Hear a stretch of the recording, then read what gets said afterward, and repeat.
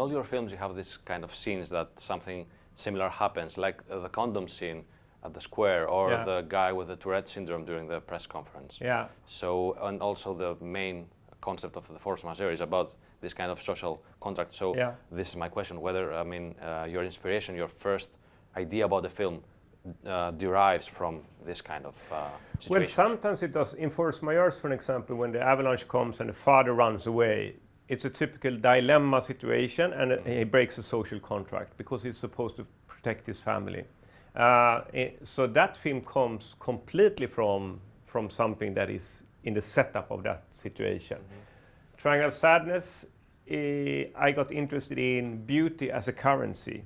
I thought it was interesting that the aspect of beauty, like beauty can make you climb in class society. So without having money or education, it's one of the few currencies that actually can make you climb in class society. And women, of course, know this because we live in a world where the men have the resources, when the men are the rich ones more often.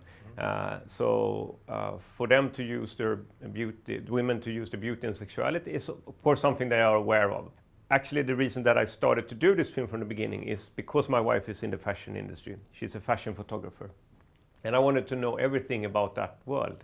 I thought it was interesting and scary at the same time, because beauty is attractive, but it's also scary because it sets the hierarchies in such a strong way.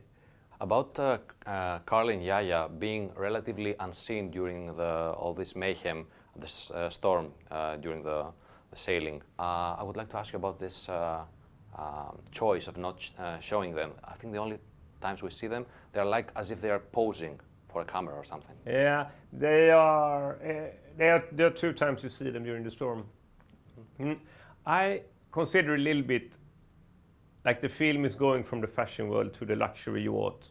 And then on this luxury yacht, it ends up in a storm when they're having the captain's dinner. I wanted to push a madness and a craziness to that part that almost could be like a metaphor for the end of the Western civilization. And I had like the Marxist captain that is drinking and having a political debate with the Russian oligarch. So for me, the film is almost going on, how do you say, a surrealistic level.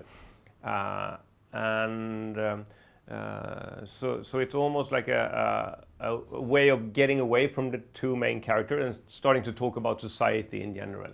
And then I wanted them to be flushed up on a island, a deserted island, and then we get back to the main characters. So it was basically because I was interested in other stuff in the end of the yacht. You're probably the only contemporary director that successful and widely appreciated in the film festival circuit that dares to make comedies and social satires. Is it as if the art house film and the comedy genre are incompatible in a way?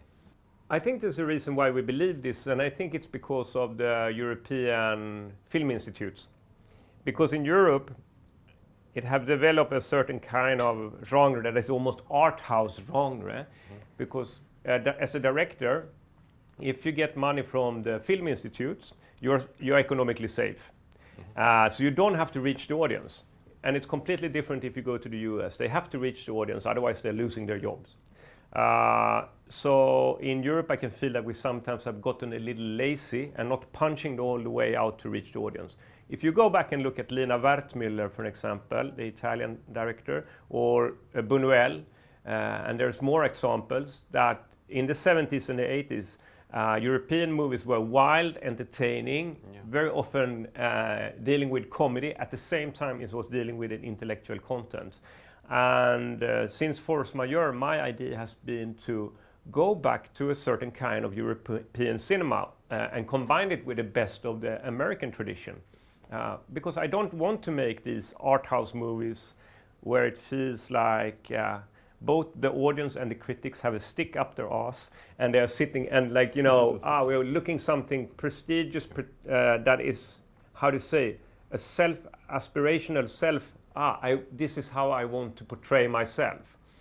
And I think it's something interesting with the film industry. When they travel from Venice to Toronto, two of the most prestigious festivals in the world, and you have been on one of these flights, and you look on what does the film industry, the people in the film industry, what do they look at? They don't look at their own films when they're looking on the screens on the flight. They look at Adam Sandler. And I think that we can make movies that is just as entertaining as Adam Sandler's movies, but at the same time having the European tradition that we discuss our society. Well, after satirizing gender and social dynamics, billionaires, the contemporary art industry, is it maybe time for you to begin considering making a film about the film industry and the festival circuit? Maybe, but I think the reason that I'm dealing with, first of all, the reason that I'm dealing with these kind of environments is because I want to click on it. I'm very, speculative. So I wanted to take an environment like a ski resort because I want to spend time in it. I wanted to take the art world because I want to spend time in it. And this time I wanted to make a film that takes place in the fashion world, on a luxury yacht, on a deserted island. I want to spend time there. So it's a way of creating a Trojan horse where you're tricking the audience to go and look something, but you're also getting like an existential discussion.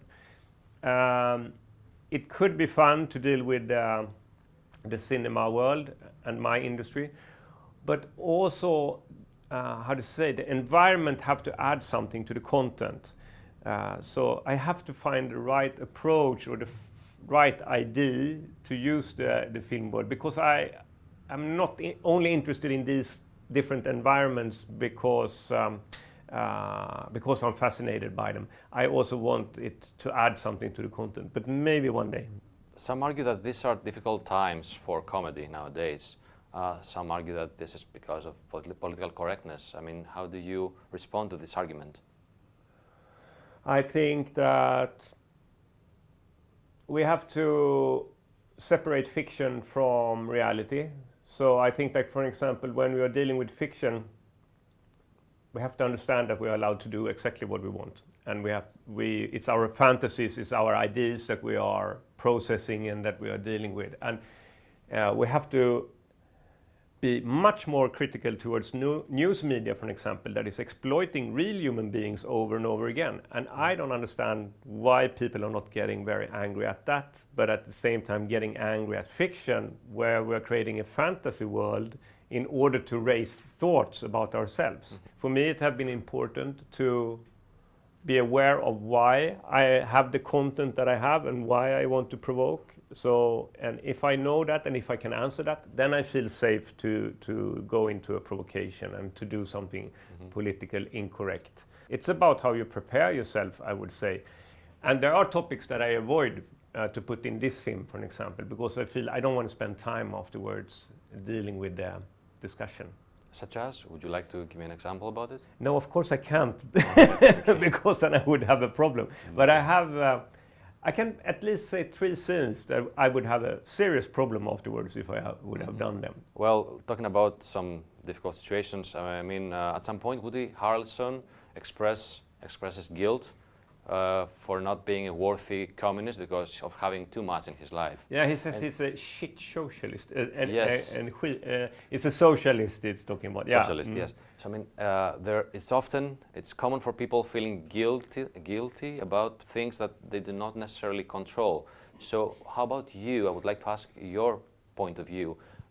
Making a film about billionaires and luxury and all, and then showing this film at a film festival in Cannes, in a luxurious place like Cannes, surrounded by billionaires and luxurious yachts, super rich people. I think that we live in a time where we tend to point fingers at the individual, and we should feel ashamed. We should feel ashamed of flying, we should feel ashamed of not giving money to a beggar on the street, etc., etc. I think that this is completely absurd because we have taken big society problems and brought them down on an individual level, and we're never going to be able to solve them on an individual level. So one of the big challenges in our time is to separate what is an individual responsibility and what is a society responsibility. Because we have to organize ourselves in 2 complete different ways when we know, environment is society problem. then we have to organize ourselves in a different way. But in this neoliberal times, I feel that we have been completely confused, and we put all the guilt on the individual to solve all situations. And if you, for example, look at Marx, because I have been very interested and inspired of Marx's theories in this film, Marx would never, have the simple explanation about like the rich people are egoistic and unauthentic, and the poor people are nice and genuine. You know, this is a silly explanation model that we use in our time so much.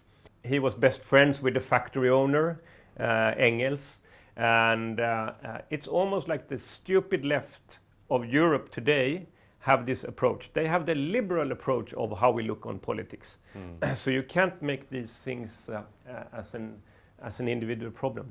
And I love to say, for example, rich people are nice, because they are.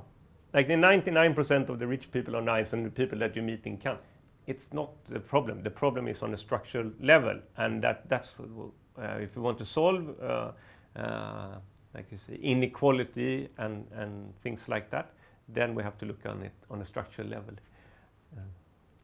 And I must say one thing more, is that I consider myself a part of the rich part of the world, and all my films is very much about trying to corner myself and attack myself. So when we in the Square, for example, did this scene with the monkey imitator, I loved the idea to have this gala dinner with tuxedo-dressed audience confronted by the performance artist, and to show it in Lumiere in Cannes, when you have a tuxedo-dressed audience sitting and looking at another tuxedo-dressed audience, in order to be confronted by themselves and our own behavior. Mr. Östlund, thank you for this interview. Okay, thank you.